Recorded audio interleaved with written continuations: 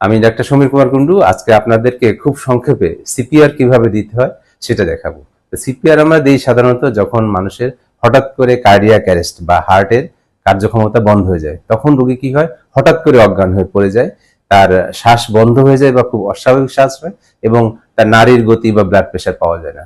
তো এই ক্ষেত্রে দেখুন জায়গাটি আপনার জন্য নিরাপদ কিনা, তারপরে দেখুন যে সে ডাকে সাড়া দেয় কিনা। হ্যালো, শুনতে পাচ্ছেন? আপনি শুনতে পাচ্ছে না, যদি শুনতে না পায় তার কাঁধে সজোরে ঝাঁকুনি দিবেন, দেখেন যে সাড়া দেয় কিনা। সাড়া না দিলে দেখুন যে সে শ্বাস নেয় কিনা। সেক্ষেত্রে তার মাথাটির পরিভাগ নিচু করুন, চিবুক সোজা করে দিন, শ্বাসনালীটা খোলা থাকুক। এবার আপনি কানটি নাকের কাছে নিয়ে দেখুন যে তার শ্বাস উঠানামা করে কিনা, অর্থাৎ বুক উঠানামা করে কিনা, শ্বাস আপনার কানে শব্দ শোনা যায় কিনা বা আপনার গালে স্পর্শ করে কিনা। এটাকে বলে দেখুন, শুনুন, অনুভব করুন।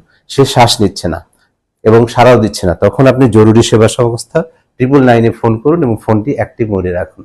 এবার আপনি তাকে বুকের মাঝখানে চাপ দিবেন 30 বার 15 সেকেন্ডে বা 1 মিনিটে 100 থেকে 120 বার। 30 বার বুকে চাপ দেওয়ার পর 2 বার আপনার মুখ থেকে মুখে শ্বাস দিবেন। কিভাবে বুকে চাপ দিবেন? যদি পূর্ণবয়স্ক মানুষ হয় সেক্ষেত্রে 2টি হাত দিয়ে দিবেন, আর যদি বাচ্চা হয় তাহলে 1 হাত দিয়ে দিবেন, শিশু হলে 2 বুড়ো আঙুল দিয়ে বুকের মাঝখানে চাপ দিবেন। কতটুকু জোরে চাপ দিবেন যেন তার বুকটা 2 ইঞ্চি নিচের দিকে নেমে যায়, বাচ্চাদের ক্ষেত্রে 1.5 ইঞ্চি। তাহলে দেখুন কিভাবে আমি দিই। আমার হাতটি বুকের মাঝখানে রাখলাম, ডান হাত, বাম হাত দিয়ে ইন্টারলক করলাম, হাত সোজা রাখলাম, আমার সমস্ত শক্তি দিয়ে বুকের উপরে উঠে আসলাম। এবার আমি 30টি চাপ দিব। 1 2 3 4 5 6 7 8 9 10 11 12 13 14 15 16 17 18 19 20 21 22 23 24 25 26 27 28 29 30। 30 বার দেওয়ার পর আমি মুখ থেকে মুখে শ্বাস দেওয়ার চেষ্টা করব।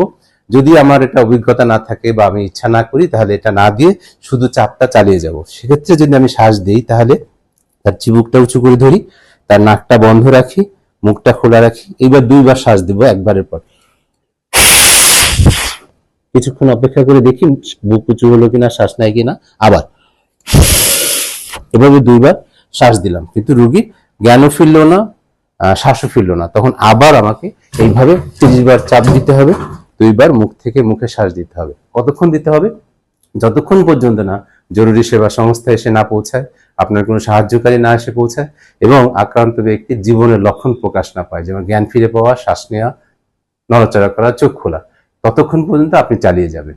এই প্রক্রিয়াটি আপনি নিজে শিখুন, অন্যদেরকে শিক্ষাতে উদ্বুদ্ধ করুন এবং আপনার 2টি হাত দিয়ে একটা মৃতপ্রায় মানুষকে বাঁচানোর চেষ্টা করুন। মনে রাখবেন, সিপিআর দিতে হবে কিন্তু 3 থেকে 5 মিনিট অজ্ঞান হওয়ার মধ্যে। 9 মিনিট বা 10 মিনিট পরে দিলে তেমন সুফল পাওয়া যায় না।